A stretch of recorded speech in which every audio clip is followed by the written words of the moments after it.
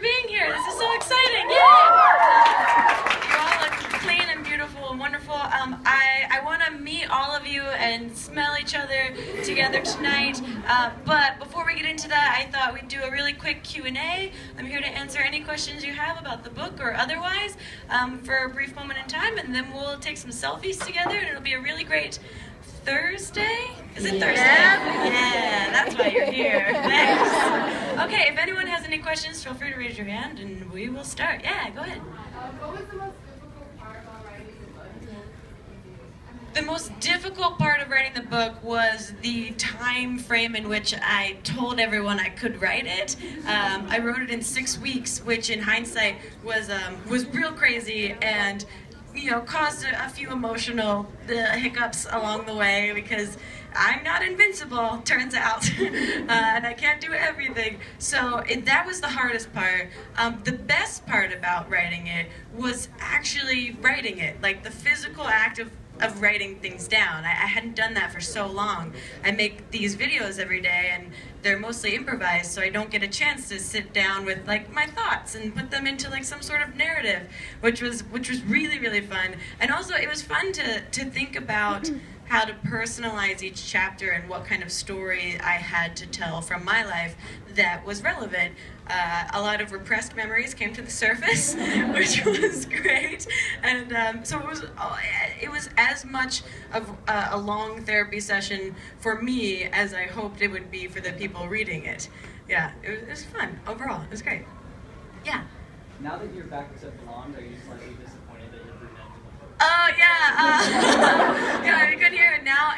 Now that I'm back to blonde, am I disappointed that I was brunette in the book? Yeah. I went through a phase where I tried to convince myself I wasn't sad. I was just dyeing my hair because I wanted to. But like when a girl dyes their hair, they're real sad. So I was brunette. It's weird to look at the photos of myself as a brunette 'cause it doesn't, to me, even look like me, and I'm used to seeing my face every day.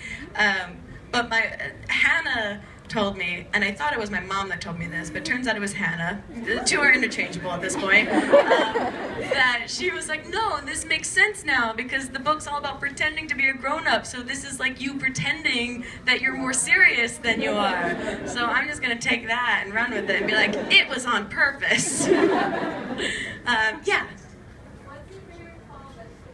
What's my favorite fall vegetable?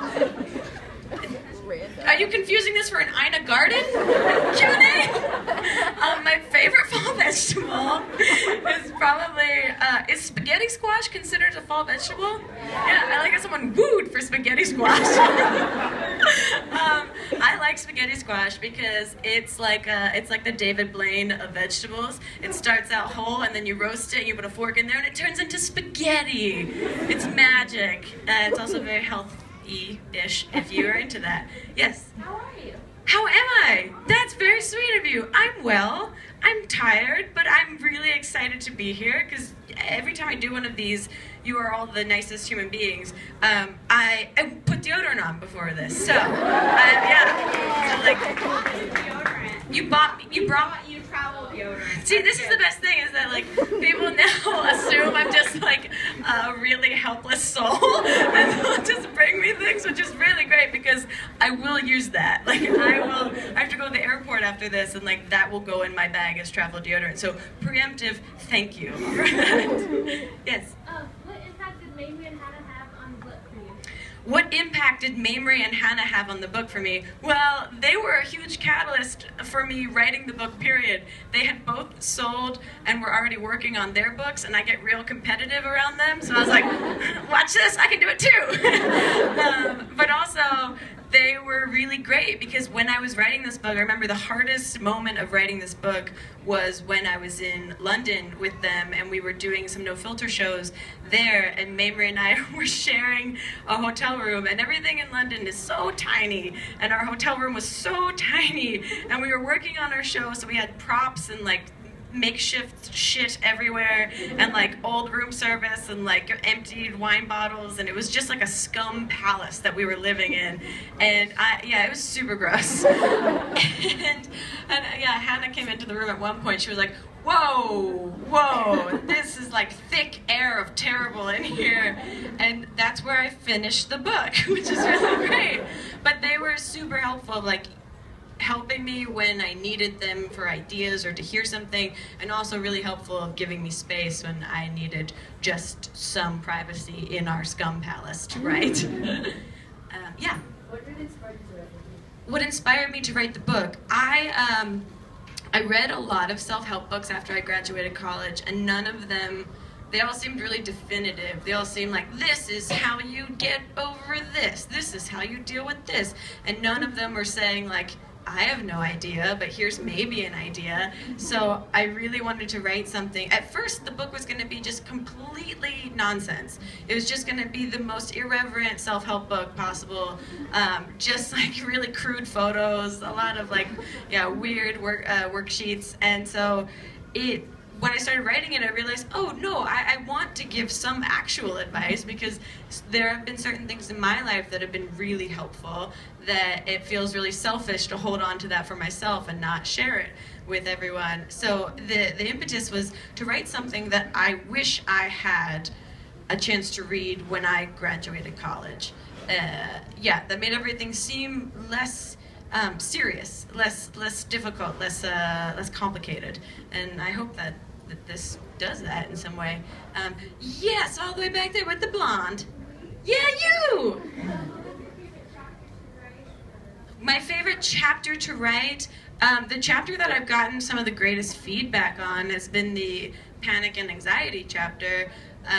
And I've said this before, I felt really awkward writing that because panic and anxiety seems to be a very trendy thing to talk about. It feels like jegging's like, I got it too, look, hey. And so I didn't want to write about it in a way that was trying to like be part of, I didn't want to write about like struggle as a pity topic of like, look at me, feel bad for me. I wanted to write about it as like, hey, I have this too, cool, we all have this, is like the thing that I've learned, we all have some form of it, and if you don't, you are a psychopath. And so I wanted to write about it in a way that was still funny, because I've had dark times with it, and the lighter times have come because I've been able to look at it in a more ridiculous way, or a less serious way. And so that chapter I'm really happy with. Also, there's a photo of me hitting Hannah Hart in the face with bread in that chapter. So, you know, 2 thumbs up. Yes? What are some of your guilty pleasures as far as TV, music, movies go? Some of my guilty pleasures as far as TV, movies, music go. I think my taste in general is just guilty pleasure. It could be summed up. I haven't watched a lot of TV or movies lately. Oh, I watched that movie Neighbors on a plane with Zac Efron and the other funny. Yeah, that guy, Seth Rogen. And it was really good. I was like totally anticipating it being really stupid and like trying really hard, and I LOL'd on a plane watching it. But I watch Real Housewives, the whole franchise. That's like my TV. I need to watch it. I did a morning show this morning, and Kenya Moore, who was one of the Real Housewives of Atlanta, was on the show, and I didn't get a chance to take a selfie with her, but I did watch her assistant put lotion on her legs from a distance. And I was like, this is the best. And then I texted Mamrie in all caps, and then we just had an all caps conversation back and forth for like 5 minutes, being like in awe of this moment. I wish I had taken a photo. Yeah, that's my. And then music-wise, I've been so bad at music my whole life. I've just never, like, I guess my parents never instilled something in me that, like, music is important in your life and is, like, a cool thing. So I listen to whatever's popular, but I also have a tendency to listen to one or two songs on repeat over and over and over until I hate them. And right now, I've been listening to all of the epic rap battles of history songs. I listened to the Steve Jobs versus Bill Gates one, like, on repeat while I run. It's so great. They're so great. I've been listening to that one and the Mozart versus Skrillex one just constantly. So that's the music that I listen to now. So ultimately, it's just YouTube constantly. Yeah. 2 more questions. Make it awesome. Do I like pumpkin spice lattes? Yes. I won't deny that they're delicious. I mean, I just hate what they've become. It's like leggings. Like, I like leggings. I'll say it. I like them because they're comfortable, and pumpkin spice latte is delicious. It just is so stupid, but it's great. Yes. Okay. Yes. Last question. How tired am I of puns dealing with my last name? I'm not tired of it.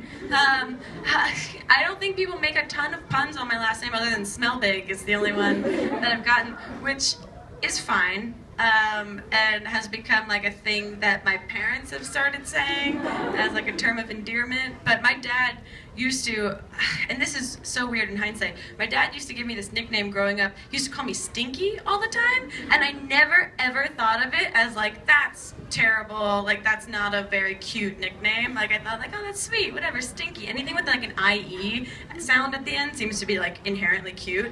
And then when I was like in college and my first like college boyfriend came home, my dad like called me Stinky in front of him, and he was like, what?